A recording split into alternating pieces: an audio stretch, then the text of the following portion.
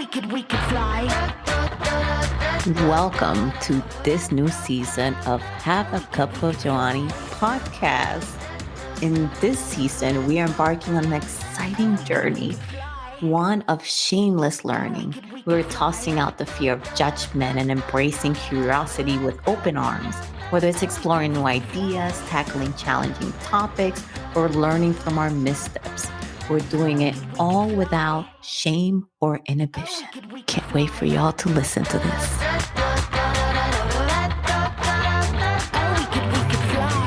Hello, everyone. So we have talked about habits. We have talked about goal setting. We have talked about grit.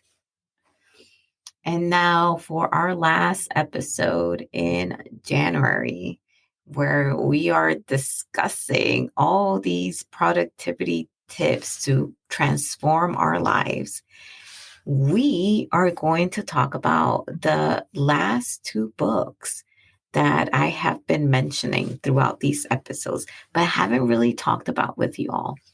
And they are The 5 a.m. Club by Robin Sharma and The Miracle Morning by Hal Elrod. I'm a morning person, you know. So are you ready?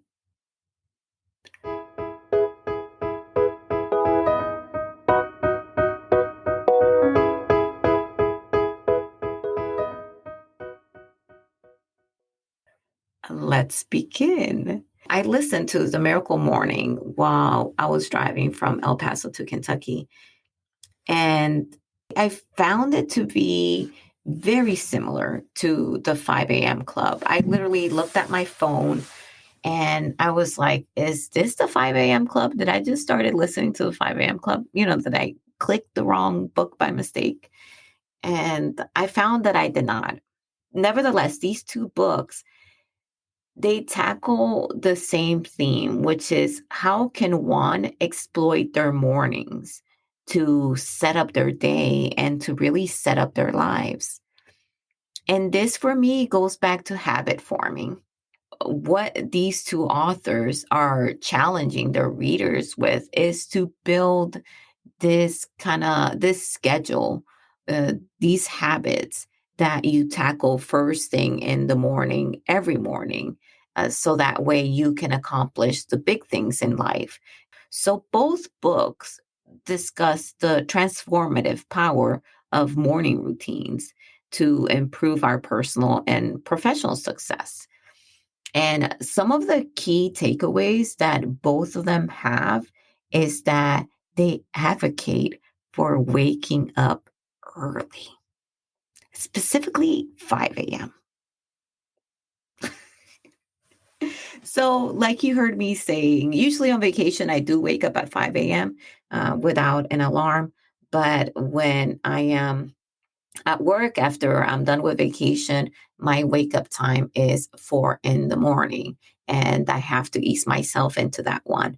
But for me, I have to pull it back to 4 a.m. because that gives me a clear hour to tackle my morning routine. And if you heard me on the previous episode, you know that I have my habit tracker. I finished my 2024 bullet journal, review my 2023 bullet journal, and I am ready to tackle 2024 now. And I do have my morning routine that I do. And this morning routine came about before I read the 5 a.m. Club. After reading 5 a.m. Club, I tweaked it a little bit. I modified it. And after reading the Miracle Morning, I just implemented one change in it. Nevertheless, let me tell you what those are. I am going into my handy dandy 2024 bullet journal.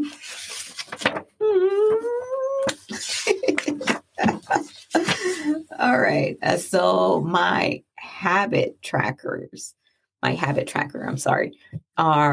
write 3 things I'm grateful for in my grateful journal. I take my vitamins.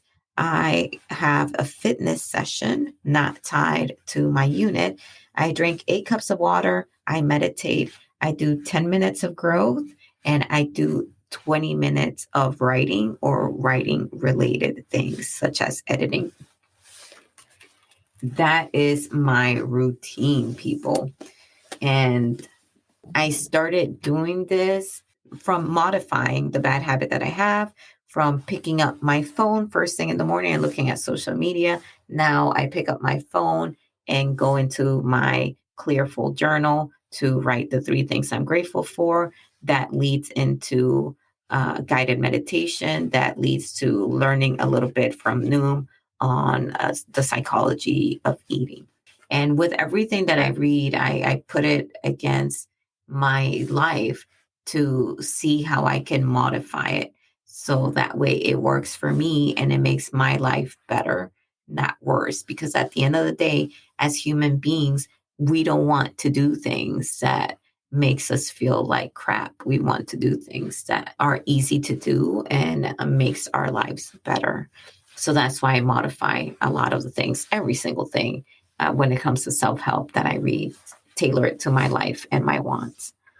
All right. So some of the other key ideas or key takeaways that are the same, like I said, they advocate for rising up early, waking up early at 5 a.m. And both books testify that this maximizes productivity, creativity, and overall well-being. And I can attest to that is very true.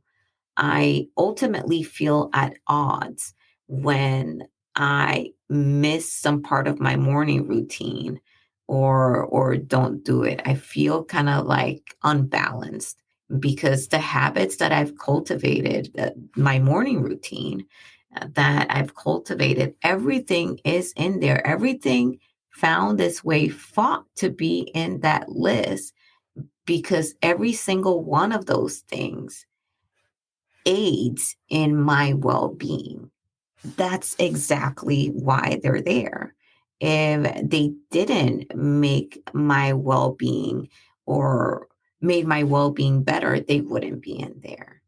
So another thing that both Sharma and Elrod highlight is the importance of using early morning hours for personal growth activities. I read somewhere that it's like when your brain opens up in the morning, that is the best time to tackle tasks that require like either creativity or that require a certain kind of focus because you are fresh. Especially for me, I'm a morning person, so I am really fresh in the morning. I want to say like 10 or 15 minutes after I wake up. I am really fresh. So that's why I have a reading habit in there as well as a writing habit in there because I'm really gonna be able to digest the information that I read.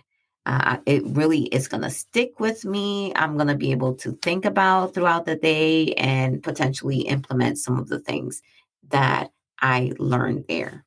When it comes to writing, because I'm a morning person, my writing is better in the morning than it is in the evening. I have done both early morning writing and evening writing.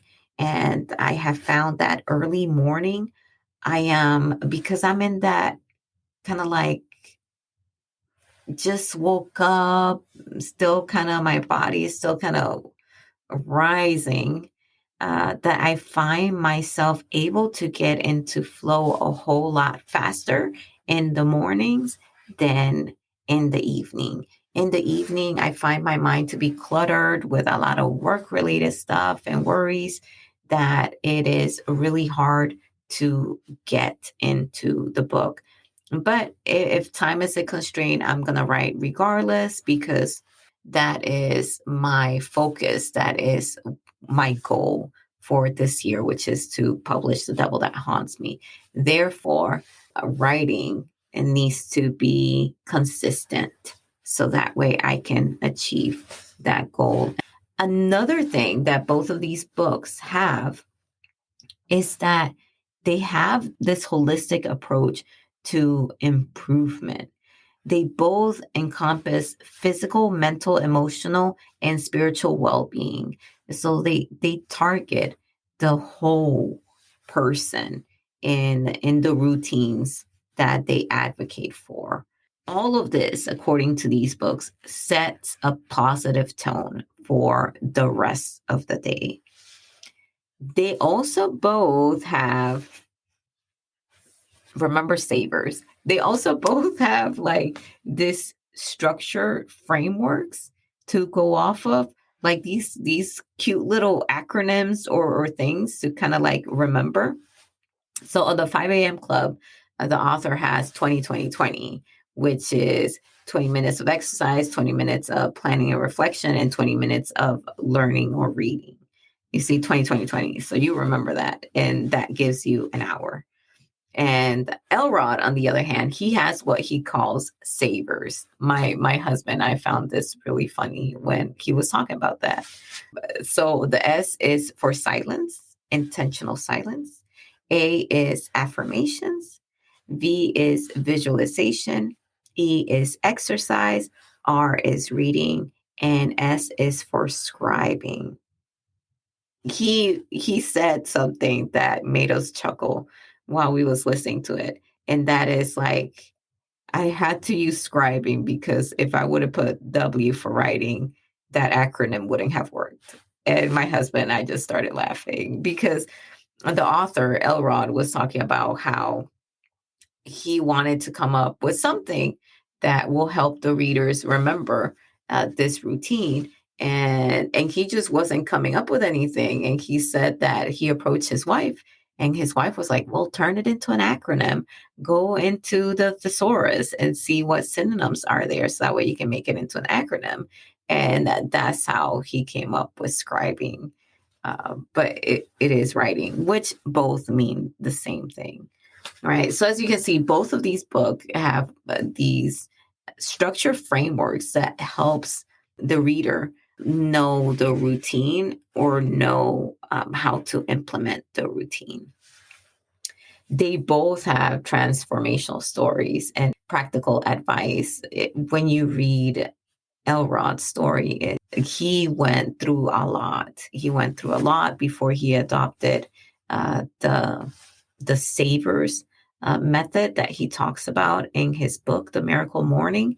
And it really shows you how much grit he had to overcome those obstacles, but not just to overcome it, but to make something of it that turned his life around.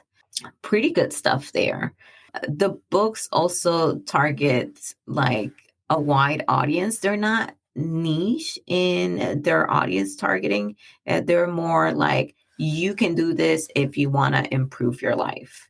And that really leaves it super wide for anyone to grab on to these concepts in these books. And both of these books, through their examples that they use here, they are saying that these are transformative, these are life-changing techniques that will pay life-changing dividends in anyone's life looking to see results in their discipline and long-term success.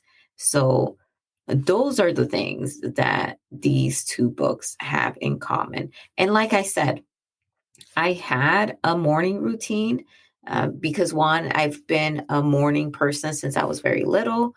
When my grandma was raising me in the Dominican Republic, she used to wake us up to do chores early in the morning. So she kind of instilled in us that habit of waking up to do something productive. And I just maintained that and have evolved into what I do in the mornings as I've gotten older.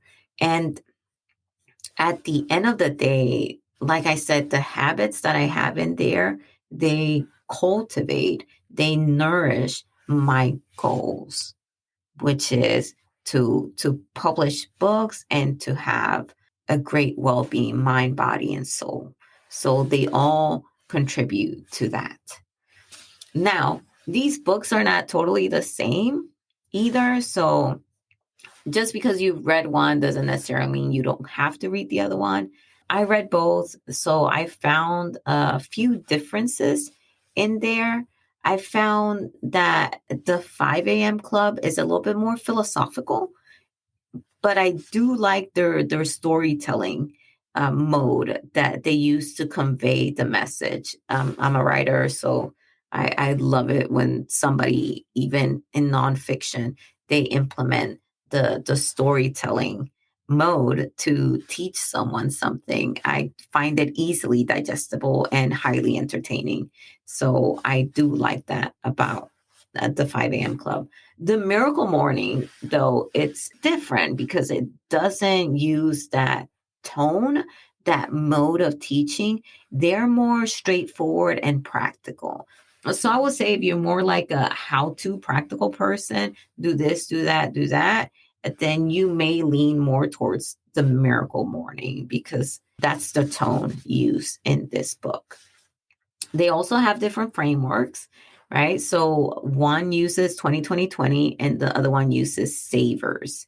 So I have found the 5 a.m. club, the 2020 to not fit into my timeline that I have in the mornings. So as you can see from what I read right here, the only 20 that I have in there is for writing because I that's like the minimum that I want to do when it comes to writing. Everything else is more within a 5 to 10 minute range because I can tackle those things within that range. So I tailor mine away from 2020 to fit my habits and to fit my life. And as you can see, Elrod savers, it's a little bit of a longer routine. So I don't have any, no, I don't have anything. No, I don't have anything from this routine. But I have incorporated, though, the reading. I was doing, what was I doing before? I was doing more listening to things before as I was doing other things. And I found myself to not really retain any of that information. So when I listened to The Miracle Morning and the author is talking about reading, then I was like, maybe that's what I need to do. Maybe I need to go back to reading in the traditional sense so that way I am able to retain the information because I wasn't retaining things. And then I found that my mind was not quiet at that time. So my mind was really busy and loud. So then having a loud mind and then trying to listen to somebody talk was really not conducive to me retaining any information. So after reading the Savers method in the Miracle Morning, what I have done is I have I've pulled a book from my bookshelf and put it where I usually sit down for meditation. And it's right there for me. So that means that I get to meditate and then I grab the book and read for 10 minutes. All right. Another thing they differ on that is the specific time.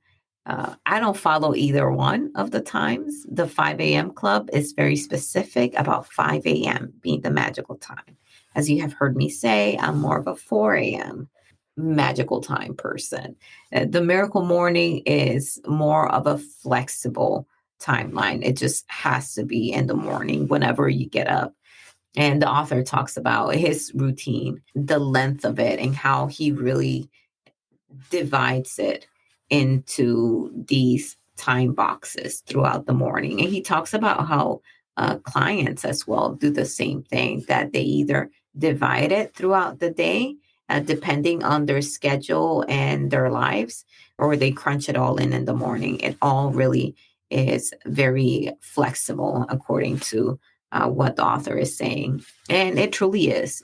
Either one of these, you can flex it to your life and your schedule.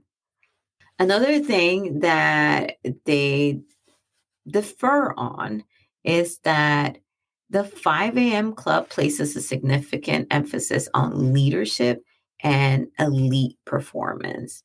And I think that's what drew me to this book, because I just wanted to see how I can make my professional performance better. And it ended up being that what I learned from there made my personal life better. Also the professional, but I was more thinking that it was going to be more towards the professional. The Miracle Morning, on the other hand, is more centered on personal transformation, kind of like well-being and all of that.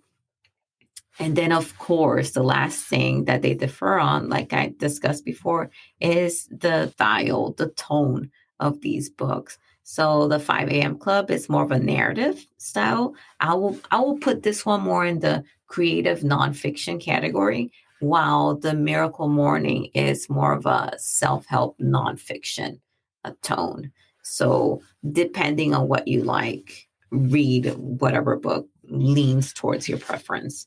In summary, while these two books have a lot of things that are the same, the essence of these books are different. And that is what really will prompt you to choose one over the other. But I encourage anyone that wants to tackle either their morning or tackle that timeline of when they're most alert and have the most time to fit in their habits that propel them forward, that helps them have positive and productive life, personal and professional.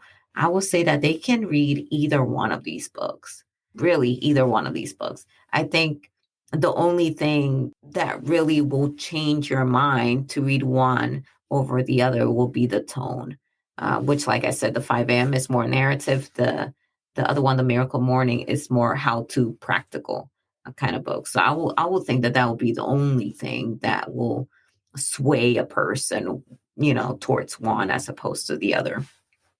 But nevertheless, these two books have helped me to adjust and modify and make my morning routine a whole lot better. And I'm so happy to have read them. And I am so happy to have this morning routine, because it really sets my day for success.